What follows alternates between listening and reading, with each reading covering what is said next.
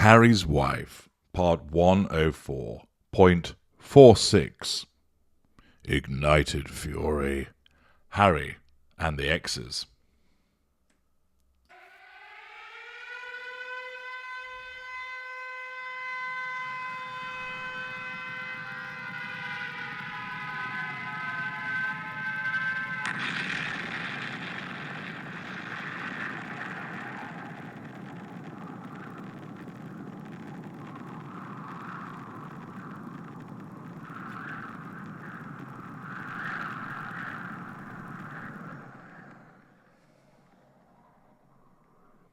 Oh yes. Warning of ignited fury.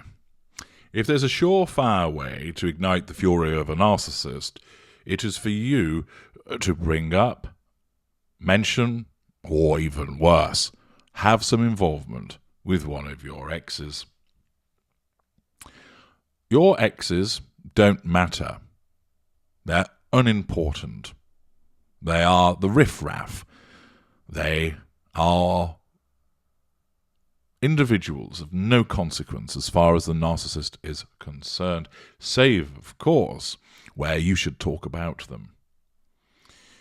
If you speak favourably about your ex, invariably demonstrating that you're a level-headed individual exhibiting emotional empathy, so for instance you would say, it was a good relationship, but we wanted different things out of life, and therefore that's why it ended. You're going to get under the nose, under the skin of the narcissist.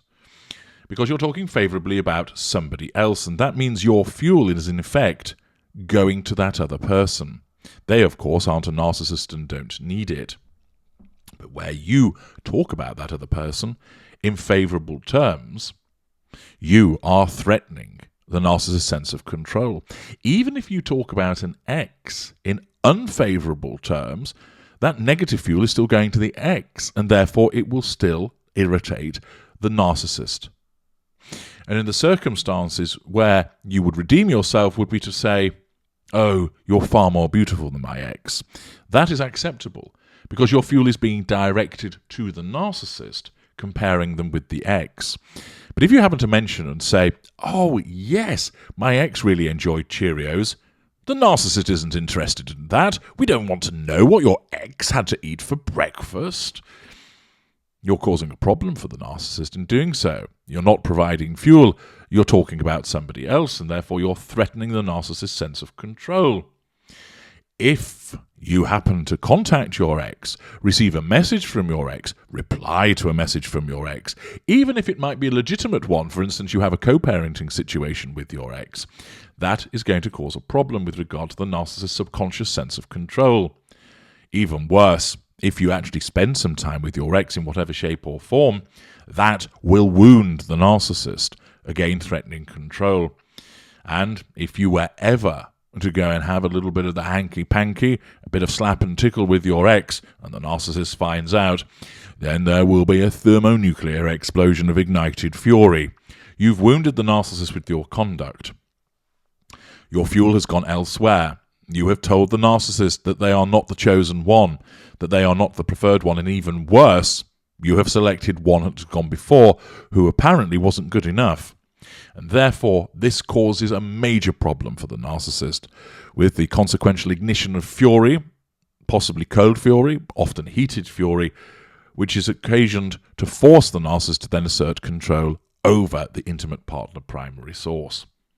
Involving the ex is a no-no as far as the narcissist is concerned.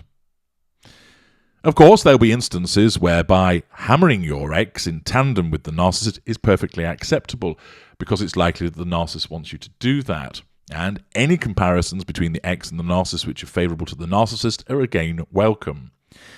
But directing yourself, communicating with, responding to and spending time with the ex without the prior permission, knowledge or approval of the narcissist is a recipe for ignited fury. And this is what the Prince of Pink Pancakes has gone and done. According to International Business Times, which I must admit doesn't seem to ever provide me with any business news, but hey, there we are. The article by Tanya Diente tells us, Harry's wife warned Chelsea Davy to stay away from Prince Harry. Harry's wife allegedly became furious when she learned that Prince Harry contacted his ex-girlfriend, Chelsea Davy, while he was working on his memoir. The reason for that is that Harry approaches his ex-girlfriend for a legitimate purpose. However, the consequence of that is that it causes Harry's wife to be wounded, and her fury is ignited for the purposes of driving her to get control over Harry and possibly also the ex-girlfriend too. It doesn't matter that it was a legitimate approach to try and get information from the memoir. That's irrelevant. It doesn't matter that she's the one that's married to Prince Harry and Chelsea Davy isn't. It doesn't matter that there's no suggestion of any hanky-panky going on between the two of them. All of that is irrelevant. The fact is, he contacted his ex, and that wounds Harry's wife. The article continues. The Duke of Sussex reportedly contacted people from his past, asking them to contribute to his book titled Spare. These include his friends in the United Kingdom, and his former girlfriends like Davy, whom he was with for 7 years, and Cressida Bonas. He allegedly begged them to talk to his ghostwriter, J.R. Muringer. A source told The Sun that he was forced to sex up his memoir because his publisher, Penguin Random House, wanted more juicy content.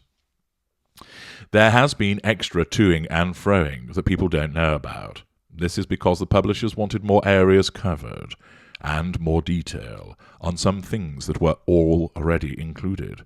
There is a real concern that means Harry has had to sex up the book and include revelations that even he might not even be that comfortable with. Now, historically, it's never a good idea to sex something up. Those of you may recall the Hutton inquiry, which revolved around the circumstances of the death of Dr. David Kelly. And BBC journalist at the time, Andrew Gilligan, said that David Kelly was in no doubt that the government had sexed up the Iraq intelligence dossier at the heart of the Hutton inquiry. He, at the time, said it was Dr. Kelly who had first raised the name of Alistair Campbell in relation to the transformation of the dossier, and the scientist had first raised the controversial claim that Saddam Hussein could launch weapons of mass destruction within 45 minutes. This sexing up of the dossier, of course, was done as the basis for an illegal war, contravening international law in relation to Iraq. So one has to question whether sexing something up in such a manner is going to be sensible, particularly when it involves Hazmat. The article continues. Another insider claimed that Prince Harry reached out to Davy and Bonas, and they were polite and said they would think about it, but ultimately most said no. Now it is claimed that Harry's wife was rankled when she found out he'd hit up Chelsea. Everyone knows he probably would have married Chelsea if she didn't balk at the idea of public life, a source told New Idea in its November the 14th issue, adding, "It's a fact that Harry's wife tries to push aside, but knowing they've been in touch brings back all her insecurities. Or rather, it threatens her sense of control, which then makes her feel insecure, with the consequence that her fury has to be ignited to compel her to take action to nullify this threat to control." The Duchess of Sussex has reportedly been keeping a watchful eye on the Duke of Sussex, and the woman dubbed as the one who got away. She had allegedly warned Davy, "Stay away from my husband." Now, of course, that shows a lack of emotional empathy for Davy. It demonstrates a lack of boundary recognition, a sense of entitlement to speak to her in that way. It also, of course, belies the facts. If the information is correct, Harry contacted her. She didn't ask to be contacted. She wasn't sat there fluttering her eyelashes at Harry saying, "Come on, ginger bollocks, give it to me, big boy." No, none of that. But of course, Harry's wife has to ensure that she rules the roost, and therefore, showing no emotional empathy for Davy, contacts her saying, "You stay away from my husband." Undoubtedly, old Ginger Bollocks would have got it in the Ginger Bollocks from Harry's wife, as her ignited fury would have been directed at him. One can well imagine the scene at Monty Shitshow Mansion as doubtless shrieking and chasing him through the chicken coop, kicking chickens of authenticity left, right and centre, hurling bananas of empowerment at him as she shrieks, "Harry, Harry, you dirty little bastard!" Her narcissism will have heightened her narcissistic trait of jealousy, the fear of losing Prince Harry to somebody else, even though an objective observer would say there's no evidence of that at all. All he's done is contact her for the purpose of memoir. It's not like he's saying, "Hey, fancy shacking up with me and roasting a chicken sometime." No, she's the one that's married to him. I recall an instance whereby I was advising one of my clients, and he explained that when he had got married, he invited all of the people that he was close to when he was at university, and he had graduated some 8 or 9 years prior to his wedding. Amongst the guests was a former girlfriend of his, somebody that he got on with well at the time, and the relationship had just ended because they wanted different things out of life. But she was deemed a university friend, and it would not have been fair to have excluded her amongst everybody else, and she attended with her long-term boyfriend. And my client explained that his now wife, who actually transpired to be a narcissist, was unaware that this person was the former girlfriend. And, of course, he thought it best not to make mention of that. There was no need to. She's a friend. It's in the past. You're the one that I'm marrying.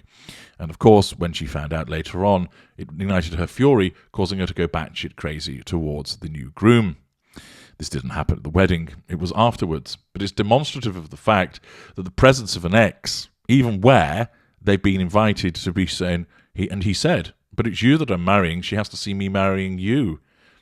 This is actually flattery towards you," but the narcissist doesn't see it that way because the presence of that ex poses a threat. And similarly for Harry's wife, the presence of the ex will have posed a threat, even though there's no actual evidence objectively. It doesn't matter.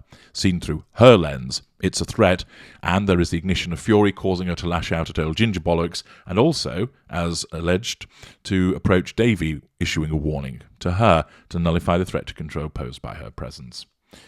I'm H.G. Tudor. Thank you for listening.